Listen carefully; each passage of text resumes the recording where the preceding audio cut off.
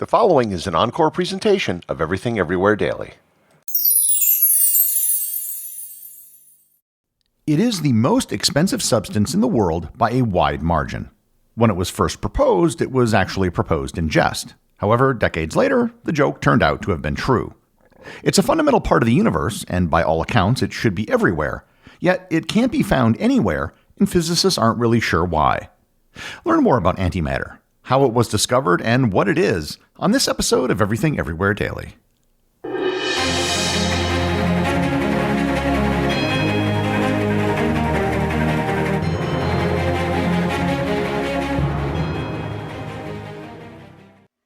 This episode is sponsored by Stitch Fix. Shopping and figuring out style can be overwhelming. When it comes to getting dressed, I barely even know where to start. And that is where Stitch Fix comes into play. They have actual human stylists who can help you look your best. They can help you pick a style that will work for you. Just give your stylist your size, style, and budget preferences. You can then order boxes when you want and how you want. No subscription is required. And your stylist will send just for you pieces, outfit recommendations, and styling tips. You keep what works and send back the rest. It's really easy. They send personalized pieces and the fit is on point, and I'm not even sure how exactly they do it. It's like having your own personal style support person. No stores, no crowds, no stress. Just personalized looks that you'll love. Stitch Fix makes it all so easy. Make style easy and get started today at stitchfix.com/everywhere. That's stitchfix.com/everywhere. This episode is sponsored by the Up First podcast. Breaking news is broken. You're constantly doom scrolling on Facebook, Twitter, or TikTok to get the latest updates so you don't miss anything. If this sounds like you, I recommend that you listen to the Up First podcast by NPR. NPR's Up First provides the top 3 news stories to start your day. With digestible 10 to 15 minute episodes, it's all the news you need so you can get back to your life feeling informed while preserving your sanity, letting you get ready, make breakfast, or go to work. From politics to economics and both national and international news, Up First is the go-to daily habit for the news consumer who wants to stay informed but is forever strapped for time. With Up First, you can start your day a little more in the know than you were when you went to sleep. Up First is the cure you need for your news fatigue. It lets you stay informed of the top stories while allowing you to spend the rest of your day on things more productive or more enjoyable. Listen now to the Up First podcast from NPR. Most of you have probably at least heard of antimatter. Antimatter isn't something out of science fiction, although it might be used in science fiction stories. Antimatter is a real thing, and it isn't just real, it's a fundamental part of the universe. Before I go into exactly what antimatter is, I should give the very interesting story of how antimatter was discovered. Back in the 19th century, matter and the structure of the atom still weren't understood. Radiation hadn't yet been discovered, and nobody knew that atoms had a nucleus, let alone about subatomic particles like protons or electrons.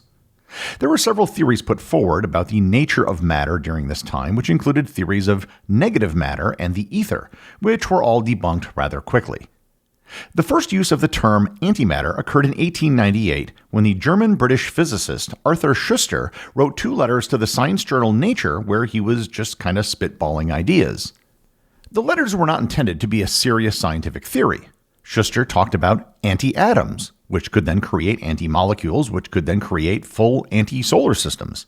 He also wondered if such antimatter would create a type of anti-gravity, which would repel normal matter, and he also proposed that such antimatter would annihilate regular matter if it came into contact with it. His letter, which was written decades before physicists actually proposed and could prove actual antimatter, ended up being extremely insightful, even if his ideas about anti-gravity turned out to be wrong. In the first decades of the 20th century, there was an explosion in knowledge about the workings of the atom, radioactivity, and subatomic particles. Quantum physics was developed, and we gained a better understanding of what exactly made up matter. But it wasn't until 1928 that our current understanding of antimatter began to develop. Paul Dirac, one of the founders of quantum physics, realized that the Schrödinger wave equation could allow for the existence of anti-electrons, or electrons with a positive charge instead of a negative charge. In 1932, American physicist Carl Anderson proved the existence of anti-electrons when he was studying cosmic rays, for which he received the 1936 Nobel Prize in Physics.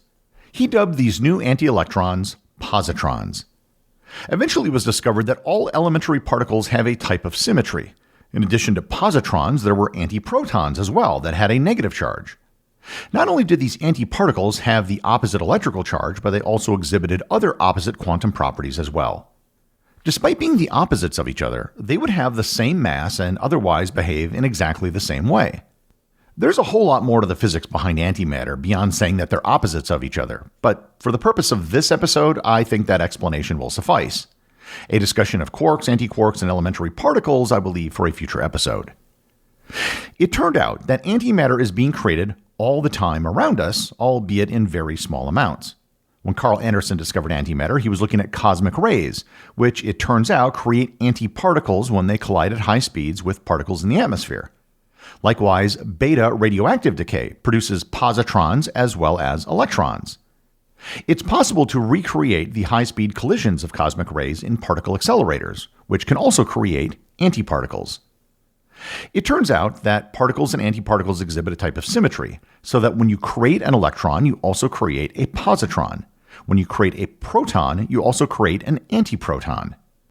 Perhaps the best-known attribute of antimatter is that if it comes into contact with regular matter, the two particles will annihilate each other. The interaction will result in the creation of high-energy photons, usually in the form of gamma rays, as well as neutrinos and possibly some other particles and antiparticle pairs. The conversion of matter and antimatter into energy behaves according to the equation from Albert Einstein that you're probably familiar with, E equals mc squared. The energy created would be equal to the mass of the particle and antiparticle times the speed of light squared. Suffice it to say, converting a little bit of mass can result in an enormous amount of energy. At this point, you might have noticed a problem with what I've just told you. If matter and antimatter are produced in pairs, and if matter and antimatter annihilate each other upon contact, then why do we exist in a world made up of matter? There should have been just as much antimatter as matter which was produced during the Big Bang. As far as we can tell, the entire observable universe is made up of regular matter. If there were antimatter galaxies out there, there would have to be some boundary between the matter and antimatter universe, and that would produce a lot of gamma rays. And that has never been observed. Moreover, given the energy levels that would be involved, it should be something that would be very easy to observe. So then, where's all the antimatter? This is actually one of the biggest outstanding questions in physics. There's no definitive answer to this question at this point, but the current thinking is that in the moments after the Big Bang, there must have been some imbalance in the amount of matter and antimatter for some reason. What caused this imbalance is unknown, but when the particles and antiparticles annihilated each other, there must have been particles left over. Either this initial leftover matter became the basis for the entire universe, or the asymmetry manifests itself after each annihilation, creating an ever larger surplus of regular matter each time until there was no antimatter anymore. To answer this question, and again, it's one of the biggest outstanding questions in all of physics, you're going to have to study antimatter. But there is an enormous problem. How can you study something when even the most basic interaction with the substance will destroy it? This is indeed a huge problem, but it's an engineering problem, not necessarily a physics problem. It starts with the creation of antimatter. As I mentioned, it's possible to create antimatter in a particle accelerator. Certain high-energy collisions will create particle-antiparticle pairs. Creating an antiparticle in a particle accelerator is actually the easy part. Once you create the antiparticle, you then have to separate it from the particle. And everything from here on out has to be done in an almost perfect vacuum, because if even a single atom of regular matter were to interact with the antimatter, it would disappear. The antiparticle is then whizzing around at speeds near the speed of light inside the particle accelerator, which poses two problems. The first is, how do you contain it so it doesn't touch anything? This is done with powerful magnets. Because antimatter exhibits the same properties as regular matter, it can be contained by magnets in the same way that regular matter can. The magnetic containment has to be constant, or else you'll get an interaction with matter when it touches the walls. Assuming the antiparticle is contained, you then have to decelerate the particle. Yes, it has to go into a particle decelerator. This too is done with magnets, and it's basically the opposite of a particle accelerator. Finally, once you've slowed it down enough, you can contain it in what's known as a magnetic bottle. In 2011, researchers at CERN in Switzerland managed to create the first anti-hydrogen atoms, consisting of an antiproton and a positron. They were able to store the anti-hydrogen atoms for a whopping 17 minutes. In 2014, CERN also managed to send anti-hydrogen atoms in a magnetic beam, and they counted a whopping 80 anti-hydrogen atoms. The current record for storing antiprotons is 405 days using what's known as a penning trap. Penning traps are magnetic devices that only work on charged particles like antiprotons or positrons, not neutral objects such as an anti-hydrogen atom. The process is incredibly difficult and incredibly expensive, and the end result is just a very small number of antiparticles. The process is so expensive, and the results are so meager, that on a per-weight basis, antimatter is the most expensive substance in the universe. It's so expensive that estimates place the value of 1 gram of antihydrogen at somewhere between $62.5 to $2,700 trillion.